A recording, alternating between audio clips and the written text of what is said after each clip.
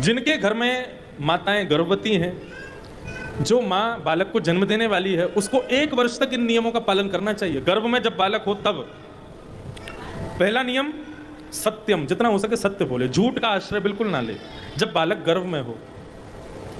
दूसरा शौचम, पवित्रता का विशेष ध्यान रखे, ज्यादा अपवित्र स्वयं को ना रखे, ना रहने दे आप आसपास। जैसे मंदिर में ठाकुर जी रहते हैं वैसे ही अपने गर्भ को मंदिर समझ के भीतर ठाकुर जी विराजमान हैं, ऐसा भाव रखना चाहिए। तो 1 वर्ष तक सत्य बोले। दूसरा शौचम, अत्यंत पवित्रता रखे। तीसरा दया, सब पर दया करे, क्रोध ना आने दे अपने अंदर। 9 महीने तक तो ये नियम करने ही करने हैं। दानम, रोज प्रातःकाल उठ करके किसी ना किसी वस्तु का दान, कभी अन्न का दान, कभी वस्त्र का दान, कभी किसी अन्य वस्तु का दान, रोज कुछ ना कुछ दान करे अपने हाथों से। और 5वां नियम थोड़ा सा कठिन है लेकिन कर लें तो अच्छा। एक भुक्तुम तो भोजनम, केवल 1 बार भोजन करे दिन में। आप बोलोगे महाराज जी संभव नहीं है, एक आदमी नहीं पाता, हम भी पाते हैं, घर का बालक भी तो पाता है, 1 बार में कैसे चलेगा। तो यहां भोजन के लिए कहा गया 1 बार करो, फल कितने भी खाओ, आदि वस्तुएं कितनी भी पाओ, लेकिन भोजन केवल 1 ही बार करो।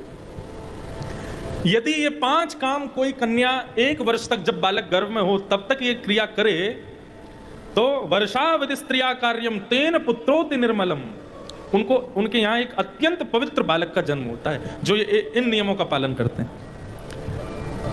संत ने आत्मदेव से कहा जाकर के फल अपनी पत्नी को खिला देना, और ये नियम है, इन नियमों का पालन करे। आत्मदेव आए और आकर के अपनी पत्नी को फल खिलाया नहीं, दे दिया, खा लेना, और ये नियम है, इनका पालन कर लेना, जल्दी से खा लो इसको। पत्नी कौन? धुंधुली, जाने कहां से संत के यहां से फल ले आए हैं, इसको खाने से कोई बालक होता है? अरे इसमें इतनी शक्ति है तो हमारे घर की गाय भी बांझ है, वो इस फल को खा लेगी, देखते हैं बालक होता है कि नहीं। और रही बात मेरी, तो मेरी एक सहेली है, उसके यहाँ 9 बालकों ने जन्म ले लिया, 10वां होने वाला है। उसके यहाँ पैसे की बहुत कमी है, मैं उसको बहुत सारा धन द्रव्य दे दूंगी, उसके 10वें बालक को मैं ले आऊंगी, और फल का भी निरीक्षण हो जाएगा। यदि गाय ने बालक को जन्म दे दिया तो फल जाकर के गाय को खिला दिया। बंधुओं, गाय ने उस फल का सेवन किया। अब गाय ना चाहते हुए भी इन 5 नियमों का पालन करती ही है।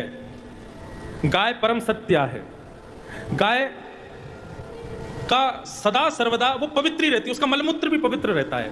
तो सत्य भी है, शौच भी है, दया, गाय से बड़ा दयावान कौन होगा? सबको अपना दुग्ध प्रदान करती है, कोई हाथ फेर दे उसको भी सब पर कृपा करती है, दया भी है।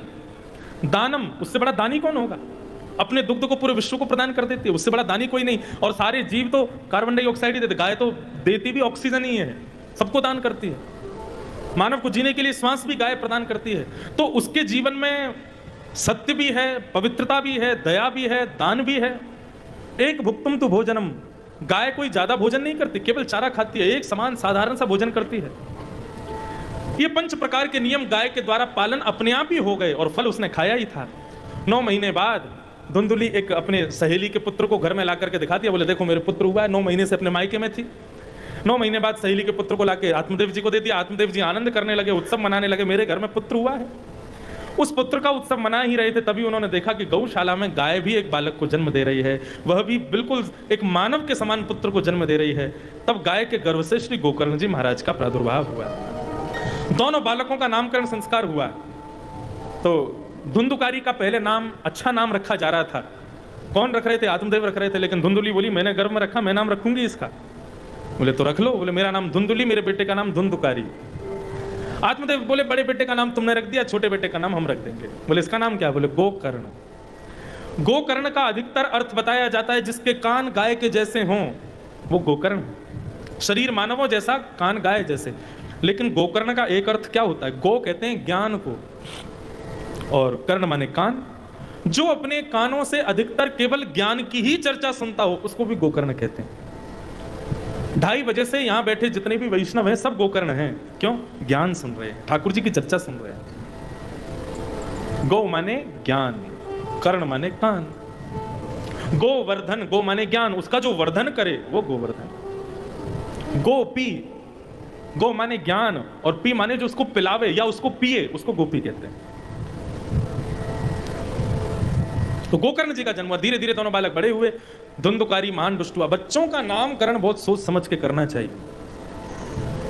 आजकल थोड़ा सा बदलाव हुआ है। आज की जनरेशन नाम तो बढ़िया रखती है, लेकिन गुरुजनों से पूछ करके नहीं रखते, गूगल से पूछते हैं बच्चे का नाम क्या होना चाहिए।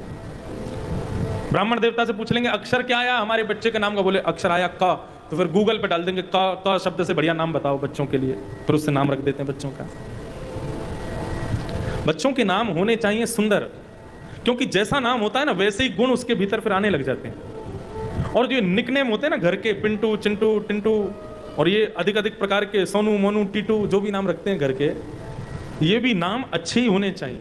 कान्हा कह लो, गोविंद कह लो, गोपाल कह लो, कृष्ण कह लो, कुछ और कह लो, लेकिन ये शॉर्ट फॉर्म टिंटू मिंटू जो रख देते हैं, ये सब नहीं होने चाहिए।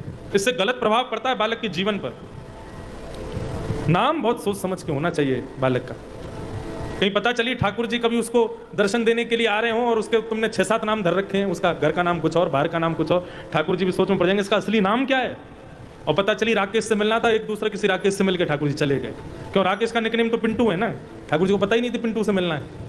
इसलिए नाम एक ही हो, लेकिन अच्छा हो, सहज हो, सरल हो और ठाकुर जी से मिलता हुआ। हमारा नाम इंद्रेश, पिताजी ने बड़ा दूर धाड़ के रखा, जाने कहां से। मुझको इंद्रेश नाम का दूसरा व्यक्ति बहुत कम मिलता है। आप सबको अपने नाम के व्यक्ति खूब मिल जाएंगे, मुझे बहुत कम मिलते हैं मेरे नाम के। कई लोग सोचते हैं इंद्रेश का मतलब इंद्र देवता, नहीं। बाप जी इंद्रेश का मतलब श्रीनाथ जी। कैसे? इसका संधि विच्छेद करो। इंद्रस्य ईश्वर, जिन्होंने गिरिराज पर्वत धारण करके इंद्र के मान को दूर किया, वो इंद्रेश श्री गोवर्धन नाथ। तो इसीलिए हमारे सेवा में भी श्री गिरधर लाल जी हैं, श्रीनाथ जी ही हैं।